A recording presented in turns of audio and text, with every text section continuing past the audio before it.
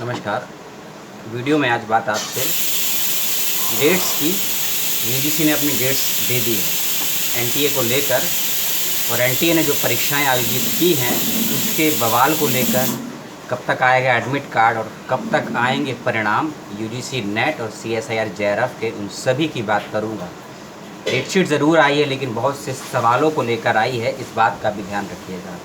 ऐसे सवाल लेकर आई है कि लगभग ऐसी कौन सी परीक्षा है जो लगभग 1.5 महीने चलती है इस देश में, और यदि 1.5 महीने परीक्षाएं चलेंगी तो परिणाम कब आएंगे। पहली बार इस प्रकार का शेड्यूल आया है और बहुत से सवालों को लेकर आया है, जैसा कि मैंने आपको बताया। और उसकी वेबसाइट पर जाएंगे, जब आप एनटीए के ऑप्शन के बाद यूजीसी की वेबसाइट पर जाएंगे तो एडमिट कार्ड ऑप्शन आ रहा है, लेकिन एडमिट कार्ड ओपन नहीं हो रहा है। ये मैं पहले से आपको बता दूँ, बिना किसी लाग लपेट के सीधा मैं आऊँगा शेड्यूल पर, क्योंकि बहुत लंबा शेड्यूल है। इसीलिए डेट्स और सब्जेक्ट्स को नोट करते रहिएगा तो आपके लिए बेहतर होगा।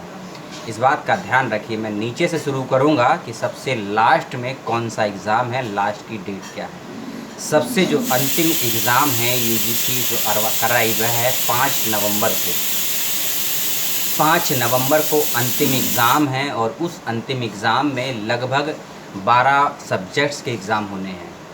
2 शिफ्ट में एग्ज़ाम होगा, 9 बजे से दोपहर 12 बजे की शिफ्ट में, और शाम को 3 बजे से 6 बजे की शिफ्ट में।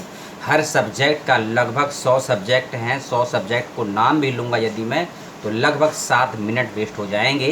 इससे अच्छा है कि उन किस डेट्स को कौन सा एग्ज़ाम है वह आप वेबसाइट पे देखिएगा, वहाँ आपको डिटेल में मिल जाएंगी।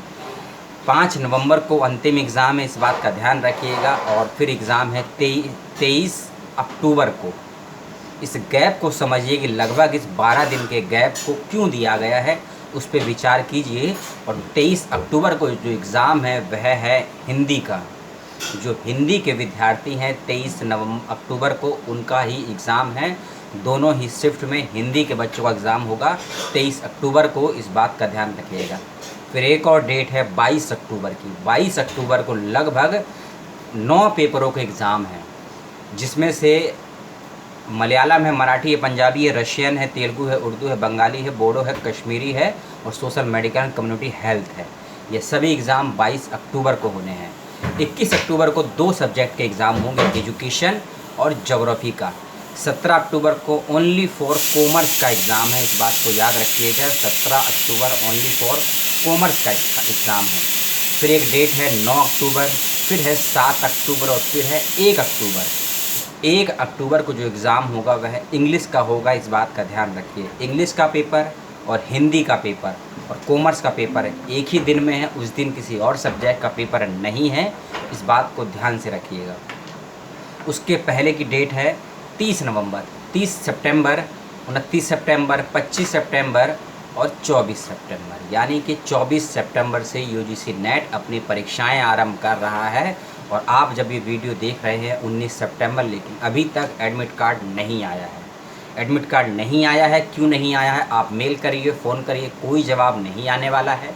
रिंग जाएगी या बिज़ी आएगा, मैं खुद ट्राई कर चुका हूँ। मेरा एग्ज़ाम होने वाला है 25 या 24 के बीच में, एडमिट कार्ड नहीं आया है। मेरी तरह और भी सब्जेक्ट के लोग परेशान होंगे, इस बात का भी ध्यान रखिएगा। तो ये था डेट्स का शेड्यूल। और ये भी याद रखिए कि 24 सितंबर को पहले एग्ज़ाम स्टार्ट होने हैं, और जो अंतिम डेट है वह है 5 नवंबर। यानी कि आधा पूरा अक्टूबर का महीना जाएगा, और 10-10 या 5-5 दिन आपके सितंबर और नवंबर के जाएंगे। तो एग्ज़ाम का जो रिज़ल्ट है मान के चलिए 20 या 15 नवंबर से पहले नहीं आ पाएगा।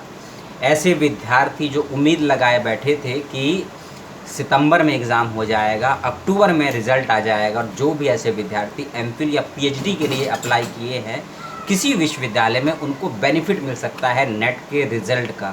उसमें से अब किसी भी विद्यार्थी को इसका बेनिफिट नहीं मिल पाए, क्योंकि जब तक सभी सब्जेक्ट की परीक्षाएं नहीं हो जाएंगी, जो कि अंतिम डेट है 5 नवंबर, तब किसी का भी रिज़ल्ट नहीं आएगा। इस बात को ध्यान से सुन लीजिए, क्योंकि डीयू का एग्ज़ाम हो चुका है, जेएनयू के एग्ज़ाम होने वाले हैं, वर्धा विश्वविद्यालय के एग्ज़ाम होंगे, सीयू सेट के एग्ज़ाम होंगे, हैदराबाद के एग्ज़ाम होंगे, तमिलनाडु के लगभग 52 यूनिवर्सिटीज़ के एग्ज़ाम होने हैं सितंबर के महीने में एमफिल और पीएचडी के लिए। वह सभी बच्चे एग्ज़ामटेड तो ना सही, लेकिन बेनिफिट हो सकता था इंटरव्यू के पॉइंट ऑफ व्यू से उन सभी बच्चों को नुकसान ज़रूर हुआ है इस लंबे चौड़े 1.5 महीने के शेड्यूल को लेकर। और एनटीए ने ऐसा क्यों किया, ये सभी लोग जवाब करेंगे तो अच्छा होगा। 3 मेल मैं स्वयं भेज चुका हूँ, रात से ही परेशान हूँ। जब से ये शेड्यूल आया है, लगभग सुबह 7:30 बजे ये शेड्यूल आया है, पहले नोटिफिकेशन आता है, उसके 3 घंटे के बाद शेड्यूल आता है। इस बात का भी ध्यान रखिएगा। लेकिन 24 को जिन बच्चों का एग्ज़ाम है उनका एडमिट कार्ड नहीं आया है, अभी तक नहीं आया है, इस बात का ध्यान रखिएगा। और एक बात मैं आपको एडवांस बता दूं कि जो आपने 4 सेंटरों का चयन किया था, ये बिल्कुल ज़रूरी नहीं है कि पहली चॉइस जो आपने भरी है उसी पर आपको सेंटर मिले, इस बात का भी ध्यान रखिएगा। और जो भी सेंटर आपको मिलेगा उसी पर आपको एग्ज़ाम देने जाना होगा। आप कोई भी सेंटर में बदलाव नहीं कर पाएंगे। क्लियर कट यूजीसी ने अपने नोटिफिकेशन में कह दिया है कि एडमिट कार्ड में किसी भी प्रकार का बदलाव या शेड्यूल को चेंज करने का प्रावधान इस बार नहीं दिया गया है। इस बात का भी विशेष रूप से ध्यान रखिएगा। एनटीए और यूजीसी की वेबसाइट पे दोनों पर ही नोटिफिकेशन है। यदि आपको नोटिफिकेशन चाहिए with subject and date sheet तो कमेंट में अपना ईमेल आईडी या नंबर दीजिएगा, आपको पर्सनली भेज दूंगा। उसको समझ लीजिएगा, किस डेट पे कौन सा एग्ज़ाम है इसको देख लीजिएगा। क्योंकि अगर सब्जेक्ट में कंफ्यूज हो गए, क्योंकि हिस्ट्री, पॉलिटिकल, इकोनॉमिक के सब्जेक्ट लगभग मिलते हैं लेकिन शेड्यूल अलग अलग है। डेट सेम है, शेड्यूल अलग अलग है, इस बात का ध्यान रखिएगा। और सेकंड और थर्ड चॉइस जो आपने एग्ज़ाम भरा है उसी का वेट करिएगा, उसी पे मिलेगा। आपका लक है कि पहली चॉइस पे आपको एग्ज़ामिनेशन सेंटर मिल जाए और नवंबर के हाफ वीक तक इसका रिज़ल्ट आएगा, इस बात को भी श्योर समझिए, इस बात का भी ध्यान रखिए। तो 24 सितंबर को जिनका भी एग्ज़ाम है उनको शुभकामनाएं। डेट शीट को समझिए, शेड्यूल को समझिए। समस्या सवाल होने पर यूजीसी को डायरेक्ट मेल कीजिए, ना कि मुझे परेशान कीजिए। मेरी तरह बहुत बच्चे परेशान हैं, जैसे एनटीए और नीट में परेशान हुए थे, जेईई परेशान हुए थे। अब भयंकर परिस्थिति यूजीसी नेट की आएगी, क्योंकि लगभग 32 लाख बच्चे हैं जो ये एग्ज़ाम देंगे पूरे भारत के। अब जो हालत होने वाली है ट्रैवलिंग को लेकर, पूरा देश भुगतेगा, इस बात को भी ध्यान रखिएगा। क्योंकि ट्रैवलिंग अभी नॉर्मल नहीं हुई है।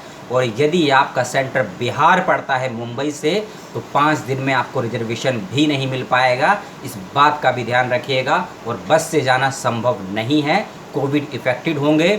और यदि कोविड इफेक्टेड सेंटर पे पहुंचेंगे तो आपको एंट्री भी नहीं मिलेगी प्रवेश के दौरान। चाहे आप मेडिकल रिपोर्ट लेकर जाइए, चाहे मेडिकल किसी मंत्रालय का लेटर जाइए, तो भी आपको एडमिशन सेंटर पर एंट्री नहीं मिलेगी।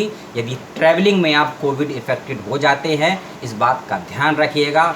और आपको एक सेल्फ डिक्लेरेशन सर्टिफिकेट स्वयं बनाकर लेकर जाना है एग्ज़ामिनेशन सेंटर पर, इस बात का भी ध्यान रखिएगा। अपने पेरेंट्स को साथ लेकर नहीं जा सकते हैं, फ़ोन को लेकर नहीं जा सकते हैं, इस बात का क्लियर कट ध्यान रखिएगा। नोटिफिकेशन में साफ साफ जानकारियाँ हैं, ध्यान से पढ़िएगा और एडमिट कार्ड को ध्यान से पढ़िएगा। बहुत बहुत धन्यवाद। वीडियो को शेयर इसीलिए कीजिएगा कि बहुत से लोगों को अभी तक जानकारी नहीं है, क्योंकि एडमिट कार्ड आने में लगभग 72 घंटे लगेंगे। यह भी साफ साफ MHRD ministry of the university of education ने कह दिया है, इस बात का भी ध्यान रखिएगा। एडमिट कार्ड का वेट करिए, सेंटर का वेट करिए। यदि सेंटर आपके कहीं दूर है तो 2 या 3 दिन पहले ही निकल जाइए, ये मेरा सुझाव है। धन्यवाद। मिलता हूँ किसी और वीडियो में, और इस वीडियो पर अपनी प्रतिक्रिया जो भी है ज़रूर से ज़रूर दें। धन्यवाद।